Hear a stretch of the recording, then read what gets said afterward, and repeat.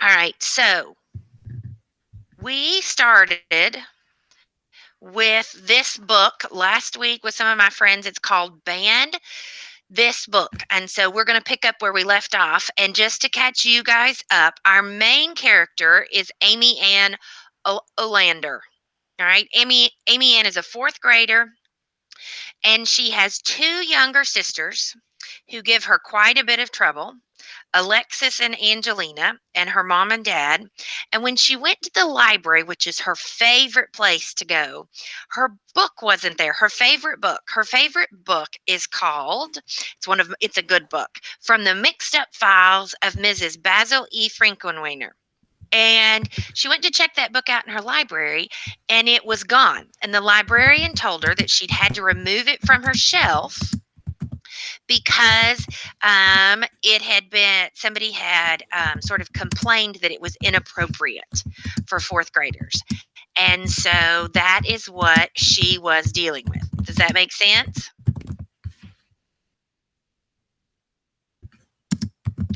So, to get started with chapter, I think this is chapter 5 or 6. They don't name the chapters. This chapter is called It Speaks. At dinner, Alexis twirled her spaghetti with her fork like a ballerina, making it plie into the sauce. Angelina whined and ate without using her hands. I decided to get on the computer after dinner and look up how far I'd have to walk to run away to the public library.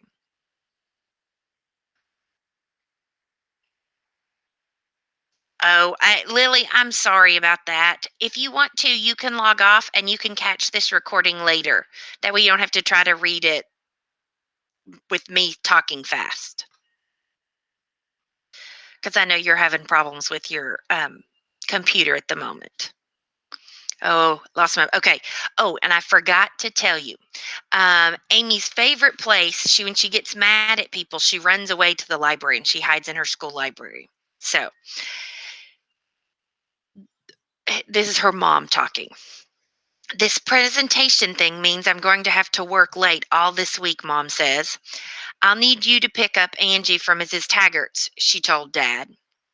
I can do it every day but Thursday, he said. I've got this appointment to see about rebricking a house in North Raleigh. I should be able to take Alexis to ballet, though. Mom sighed. I just have to find someone to cover for me. Anything else? I want to go to the school board meeting on Thursday. I wanted to say. Oh, and I forgot to tell you that she's going to the school board meeting. And this time I actually said it. Mom and Dad looked in surprise. A school board meeting? Are you thinking about running for office, kiddo? No, I just really need to go. Thursday is already pretty busy, sweetheart, Mom said. Your dad has his appointment, and Alex has ballet at 7. Angelina has a play date that afternoon, and I've got a big presentation due next week. But they're going to ban my favorite book, I told them. Who is? The school board. Why? Mom said. Is there something you shouldn't be reading in the first place? No, it's from the mixed up files of Mrs. Battle Frankenweger. I read it like 100 times, but now it's not on the shelf anymore, and it's my favorite book. It sounds like you're pretty fired up about this, Mom said. I guess I was. Everybody at the table was looking at me. Angelina had even stopped pretending to be a pony. Mom and Dad glanced across the table at each other, saying something to each other without saying anything, like they do sometimes, and Dad said, I guess I could take her. If you'll pick up Angelina and take Alexis to ballet. I can't do both, but I could ask Mrs. Michelle if Angelina could stay for dinner again. And maybe Alexis can come back to the office with me until it's time for ballet.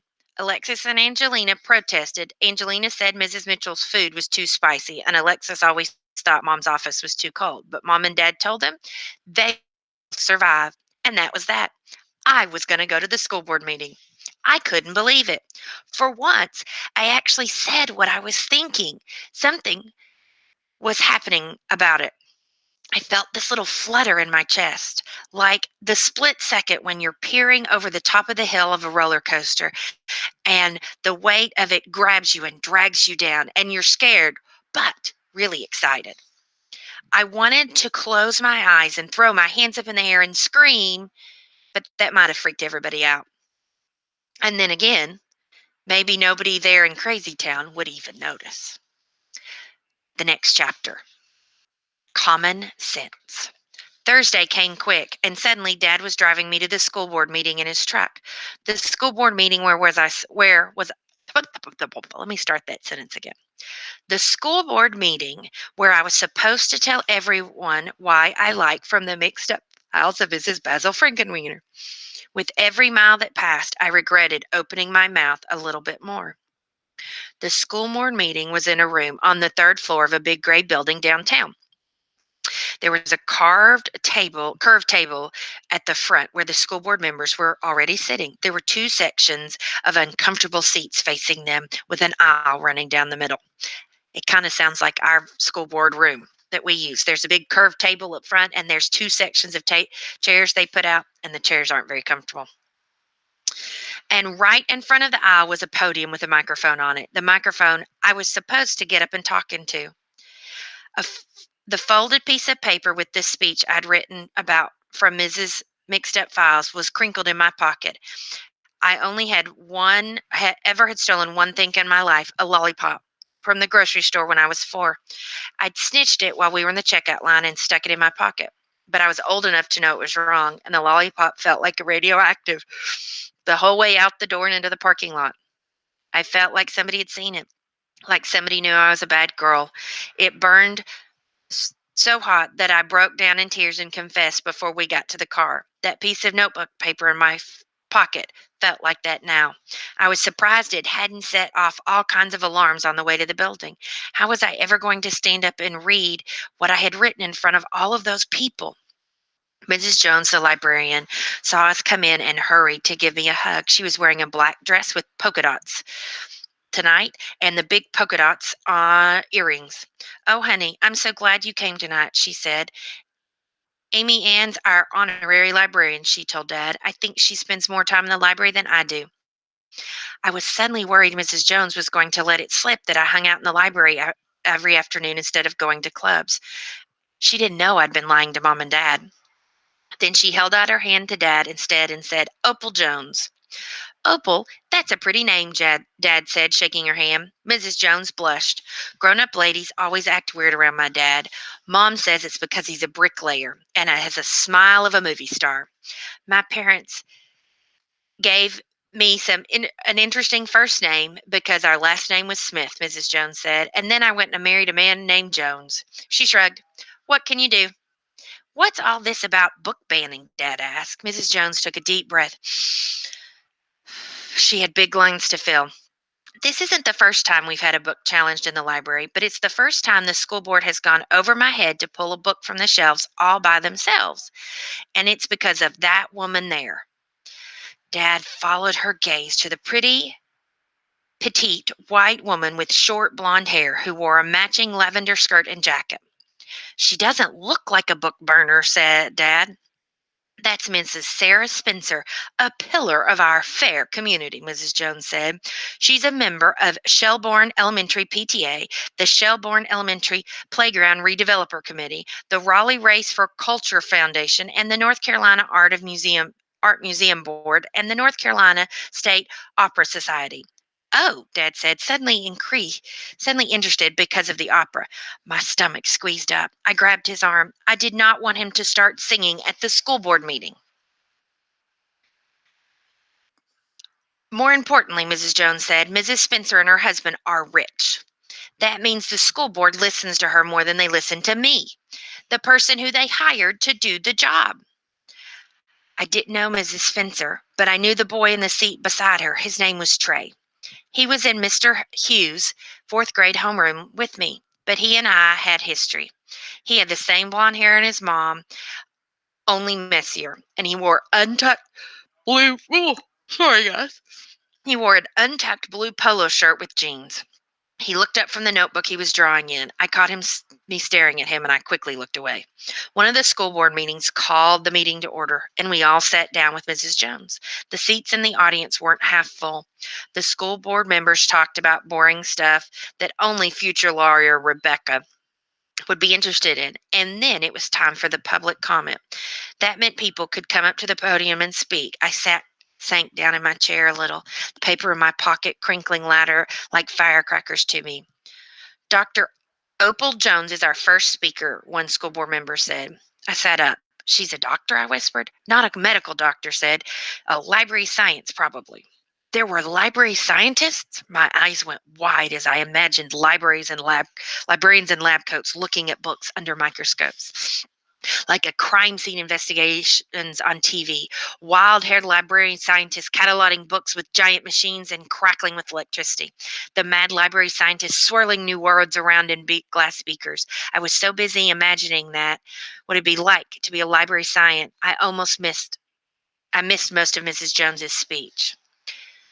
But worse than ignoring the request for consideration forms and the whole system the school board put together to review challenges to books, Mrs. Jones was saying, is a larger question of intellectual freedom.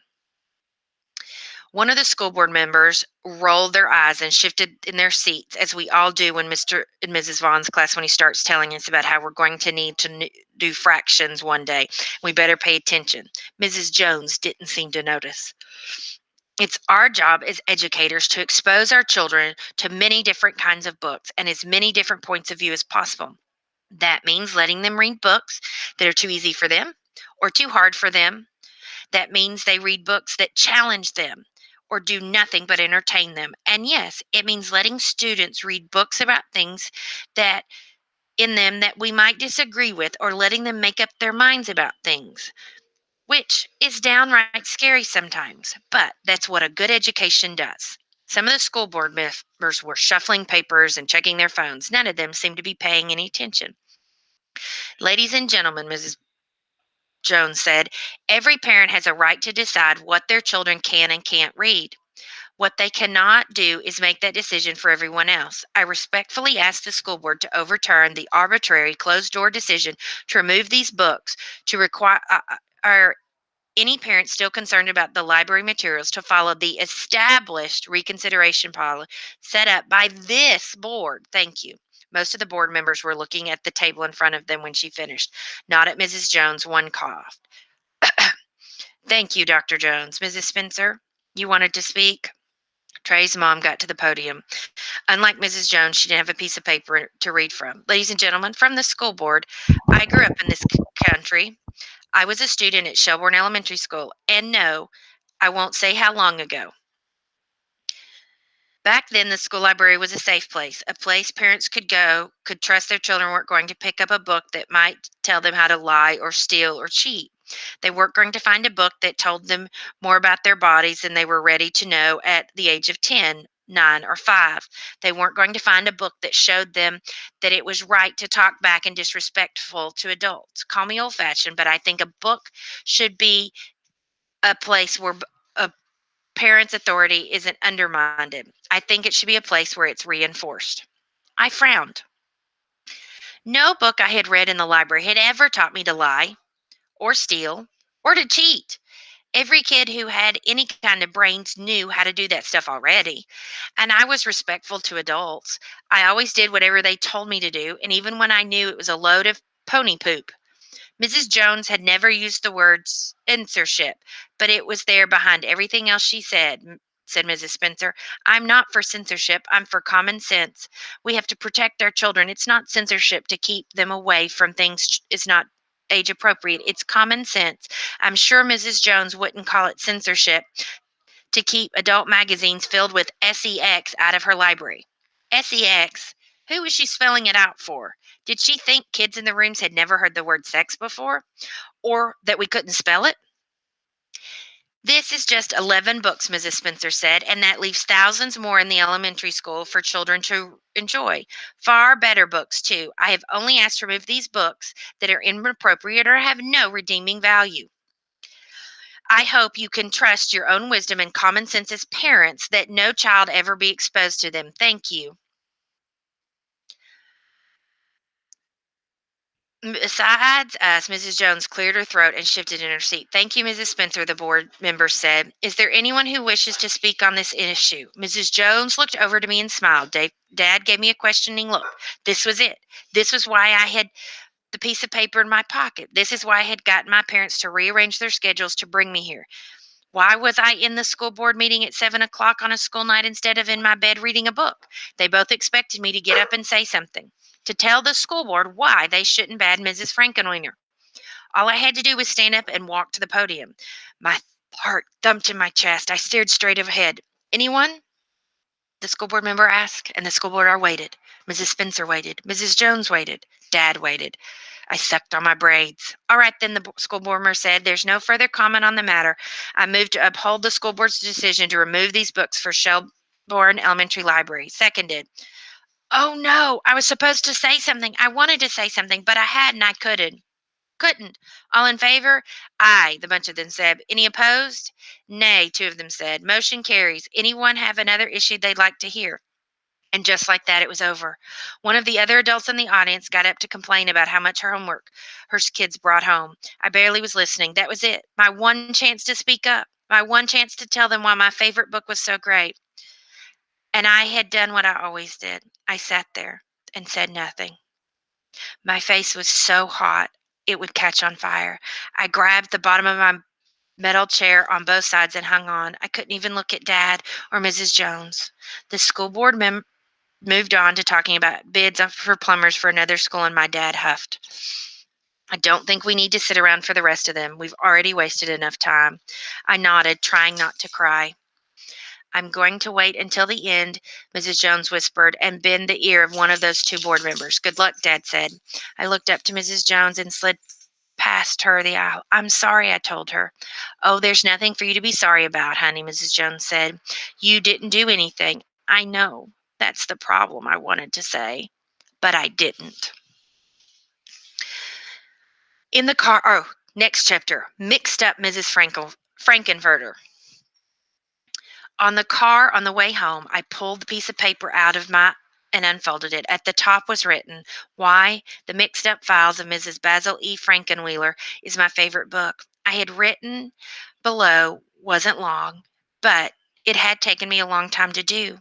How do you say why you like a thing? Can you point out the good parts, like how they ran away from home to a museum? Or how you like how Claudia packed clothes in her empty violin case, and how they slept in the big antique bed and took baths in the fountain? How they solved the mystery about the old statue and all the stuff from the mixed up files. But none of that was really the reason I had read it 13 times and still want to read it again. There's something bigger, deeper, more than all those things added together. How do you explain to someone why a thing matters to you if it doesn't matter to them? How can you put into words how a book slips inside of you and becomes part of you so much that your life feels empty without it? Is that your speech? Dad asked. Why didn't you read it? Dang it, Amy Ann. I thought that was the whole reason we came out here tonight. The whole reason we rearranged everybody's schedule. Your mother and I had a lot of better things to do with our time. Hot tears poured down my cheeks and I turned away so Dad couldn't see. I tried to swallow the quiet sob, but Dad heard me. Are you crying? Oh, Amy Ann, dang it, I'm sorry. I didn't mean that. I know how hard it is for you to speak up. He pulled a bright bandana out of his pocket and handed it to me. Here, what's the book? I shook my head. I couldn't look at him. I was still crying. Oh, come on. Mixed up Mrs. Fankelvert or something. He was trying to get me to laugh, but I was too upset. He was right. Everybody had changed their plans for me. We'd come all the way downtown on a school night. I'd sat there too afraid to say something. Dad didn't say anything else, but a few minutes later we pulled in the parking lot of a bookstore. I hadn't even noticed we weren't driving anymore. Come on, clean yourself up. Now, let's see if they have the book. Inside, we told the lady at the register the name of the book. She knew it right away. And a few minutes later, Dad bought me my own copy of From the Mixed Up Files of Mrs. Basil E. Frankenwheeler. There you go. Now, it doesn't matter whether they have a copy in the library or not. You've got your own copy. On my way home, I held the book with both hands in my lap. The cover was a little one. The Newbery Award on the front wasn't real like the library one. It was just a picture of the medal, not a sticker you run your fingers over and feel the bumps, even though there's a plastic cover. What didn't matter really, the book and the pictures inside were the same. I was glad to have my own copy, but I couldn't help thinking about the book that wasn't on the library shelves anymore. How would I never have known from the mixed up files of Mrs. Basil E. Frankenwheeler was my favorite book if I hadn't found it there in the first place? All right, guys, we are going to stop right there. We will pick up on Wednesday. So, do you think Amy Ann, you can turn on your mics when you want to talk. Do you think Amy Ann might ever find her voice? Yes, maybe. Maybe. Oh, Yes. what make what makes you think she might find her voice?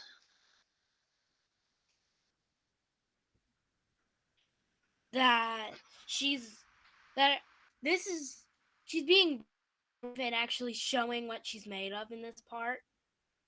All right. Do you think have you ever had to try to tell somebody why you love something? Why something's your Yeah. favorite thing? Yeah. Yeah. Was it hard to try to put into words why something was your favorite and it might not be their favorite? Yes. Mhm. Yes. Do you think you can understand how scared Amy Ann was trying to figure out how to stand up and talk in front of a bunch of grown-ups? Definitely. Yeah. Is it is it easy to do or is it hard to do? It's hard. I've done it before Hmm. at my other school. I agree with you. In fact, Miss Walker doesn't really like talking in front of adults. There goes my dog. I would much prefer talking in front of you guys than a bunch of grown-ups. But so tune in on Wednesday and we'll read a few more chapters and see what's going to happen. See if Amy Ann can figure out how to get her favorite book back into the library. Do you think it's very fair for them to take out books from the library and you not have a chance to read them? I don't think it's No. fair. I don't think it's fair. I don't know. Yeah, I kind of agree with you. Miss Walker likes to be sure there's all sorts of books on our library shelves. Only your parents get to tell you what you can and can't read. Yeah. All right, guys, I am going to stop recording. Mhm. You